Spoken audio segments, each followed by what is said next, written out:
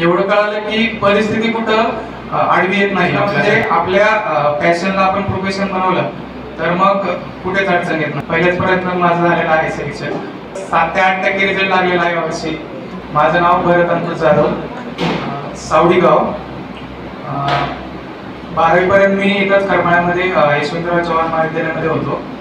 नंतर पुण्याला जायचा निर्णय घेतला आणि पुण्यामध्ये एक अशी चांगली जागा म्हणजे हॉस्टेल, विद्यार्थी सहाय्यक समितीचं हॉस्टेल आहे.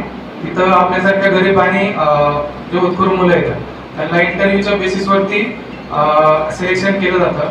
तिथं एक 20-22 हजारामध्ये आपल्या राहण्याची आणि जेवणाची पूर्ण वर्षाची सोय होते. तो एक. त्याच्यानंतर या कोर्सची सुरुवात करताना म्हणजे जिथं अभ्यासाचा लढा लागला ते म्हणजे 7वीचं वर्ष, जिथं पाटोळे सरांनी आम्हाला स्कॉलरशिपमध्ये खूप मदत केलेली आहे. त्यांनीच अभ्यास घेतलेला आहे आणि तिथून मग एक स्पर्धा परीक्षा देण्याची सवय लागलेली.